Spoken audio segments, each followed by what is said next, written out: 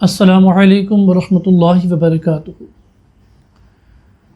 الحمد للہ رب العالمین والعاقبۃ للمتقین والصلاة والسلام علی سید الانبیاء والمرسلین اما بعد فاعوذ باللہ من الشیطان الرجیم بسم اللہ الرحمن الرحیم۔ قال عز وجل فی القرآن العظیم یا ایہا الذین آمنوا کتب علیکم الصیام کما کتب علی الذین من قبلکم لعلکم تتقون۔ صدق اللہ العظیم۔ بادۂ توحید کے متوال و شمع رسالت صلی اللہ تعالی علیہ وسلم کے پروانوں، آج کی ہماری تیسری نشست ہے جس میں انشاءاللہ تبارک و تعالی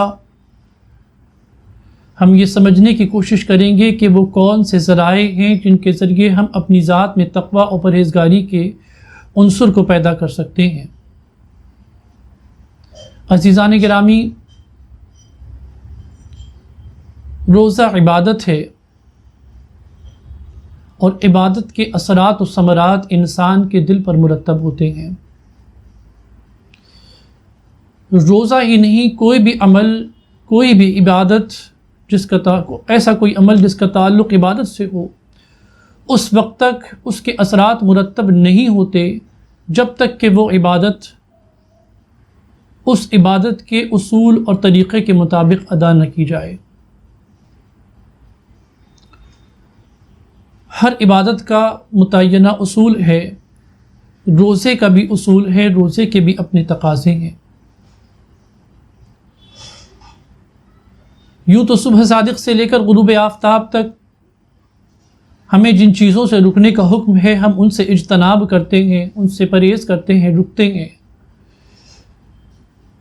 یہ تو اس کی شرعی تعریف ہو گئی روزے کی، لیکن فقط ان تین امور سے اجتناب کا نام، کھانے پینے اور بیوی کے قربت سے رکنے کا نام فقط روزہ نہیں، بلکہ روزے کی اور بھی تقاضے ہیں جنہیں ہمیں پورا کرنا ہے۔ اگر ایک شخص صبح صادق سے لے کر غروب آفتاب تک فقط بھوکا اور پیاسا رہے اور روزے کے دیگر تقاضوں کو پورا نہ کرے تو اس کا روزہ شمار نہیں کیا جاتا، اسے فاقہ قرار دیا جاتا ہے۔ وہ کون سے امور ہیں، وہ کون سے تقاضے ہیں جنہیں ہمیں بحالت روزہ بالاہتمام ادا کرنا ہے؟ روزہ زبان کا بھی ہوتا ہے، روزہ دل کا بھی ہوتا ہے، روزہ دماغ کا بھی ہوتا ہے، روزہ آنکھوں کا بھی ہوتا ہے، روزہ ہاتھوں کا بھی ہوتا ہے اور روزہ پیر کا بھی ہوتا ہے۔ عزیزان گرامی، یہ اعضاء و جوارح کا روزہ کیسے ہوتا ہے؟ اعضاء و جوارح کا روزہ ایسے ہے کہ دل و دماغ میں اٹھنے والے ایسے خیالات و تصورات کو نکال باہر کیا جائے، جو دل میں اور دماغ میں ان تصورات و خیالات و تفکرات کو آنے ہی نہ دیا جائے جو خدا اور اس کے رسول کے احکام و فرامین اور مرضی و پسند کے خلاف ہوتے ہیں۔ اپنی آنکھوں سے ایسے کام نہ کیے جائیں جو شریعت مطہرہ کے اصول کے خلاف ہیں، اپنی زبان سے وہ کلمات ادا نہ کیے جائیں جو شریعت مطہرہ کے خلاف ہیں، خدا رسول کے فرمان کے خلاف ہیں۔ اپنے ہاتھ اور پیروں سے وہ افعال انجام نہ دیے جائیں جو شریعت مطہرہ کی احکام و تعلیمات کے منافی ہیں۔ یہ اعضاء و جوارح کا روزہ ہے۔ دل کو ہمیشہ خدا کے تصور سے، خدا کی یاد سے معمور رکھنا، یہ دل کا روزہ ہے۔ دماغ کو ہمیشہ اللہ کی اطاعت و فرما برداری پر آمادہ رکھنا، یہ دماغ کا روزہ ہے۔ جذبات اور احساسات کو ہمیشہ اللہ کی عطا، اس کے انعام اور برکتوں سے مستفیض کرنے کے لیے آمادہ کرنا، یہ تصورات و تخیلات و جذبات و احساسات کا روزہ ہے۔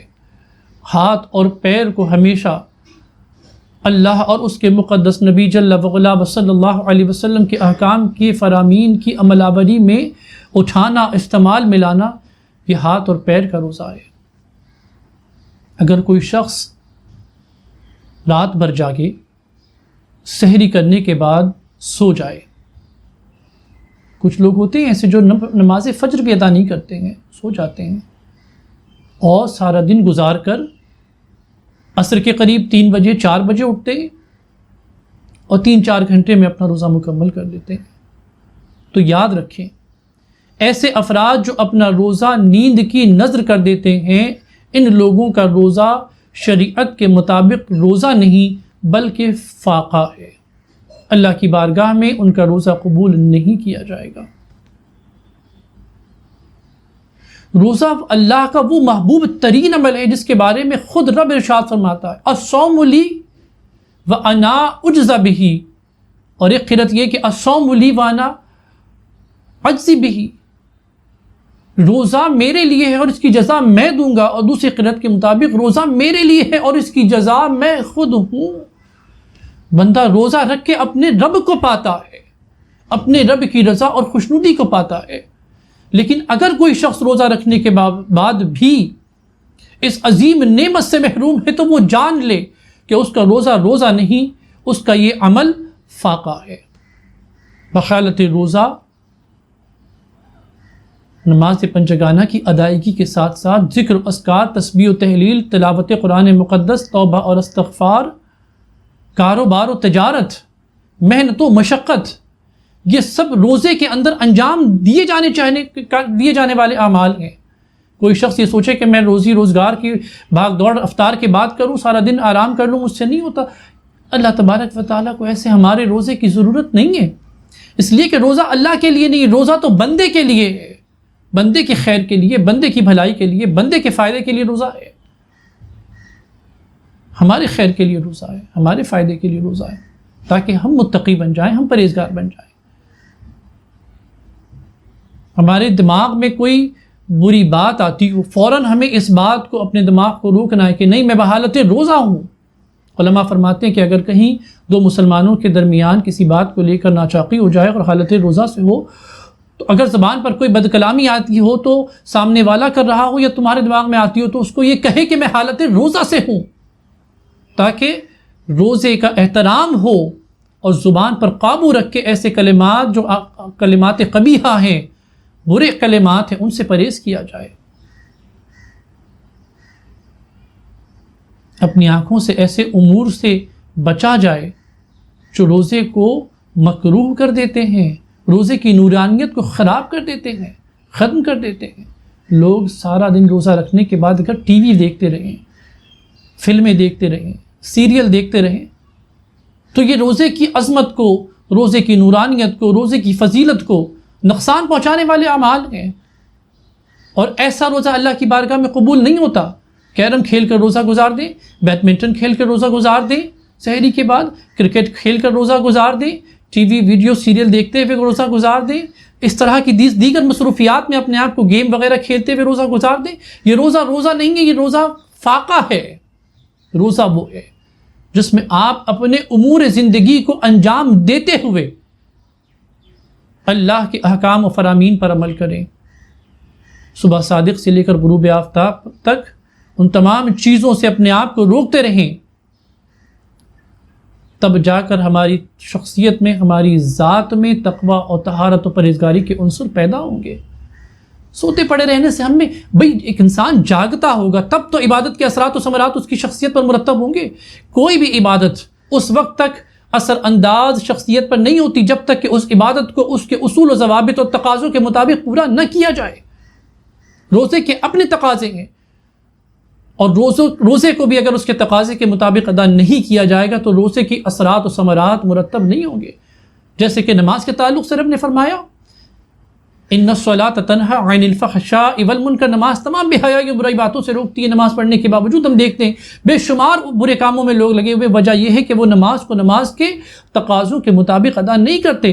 ایسے ہی نمازیں ان کے منہ پر مار دی جاتی ہے، حدیث پاک میں صاف ہے ان کے چہروں پر ان کی نمازیں مار دی جائیں گی جو نماز کو نماز کے طریقے پر ادا نہیں کرتے۔ اسی طریقے سے جو لوگ روزوں کو روزے کے تقاضوں پر ادا نہیں کرتے، ان کے روزے ان کے چہروں پر مار دیے جائیں گے، اور ان کی ذات پر روزے کے اثرات و ثمرات جو تقوی، طہارت و پرہیزگاری کی شکل میں رونما ہونے ہیں وہ نہیں ہوں گے، اور ان کا روزہ انہیں فائدہ نہیں پہنچائے گا۔ روزہ ڈھال ہے، روزہ رب کی رضا اور خوشنودی کا ذریعہ ہے، روزہ رب کو پانے کا سبب ہے، روزہ متقی و پرہیزگار بنانے کا راستہ ہے۔ لیکن یہ سارے اثرات و ثمرات اسی وقت مرتب ہوں گے جب ہم روزے کو اس کے تقاضوں کے مطابق ادا کریں گے۔ عزیزان گرامی، حاصل گفتگو یہ ہے کہ ہم بحالت روزہ سو کر اپنا وقت ضائع نہ کریں، بلکہ اپنے معمولات زندگی کو انجام دیتے ہوئے روزے کو مکمل کریں۔ اللہ رب العالمین مجھ سمیت ہم سب کو کہنے سننے سے زیادہ عمل کرنے کی توفیق نصیب فرمائے، آمین۔ صلی اللہ علیہ وسلم وما علینا الا البلاغ المبین۔ السلام علیکم ورحمۃ اللہ وبرکاتہ۔ رمضان کا مہینہ مبارک ہو،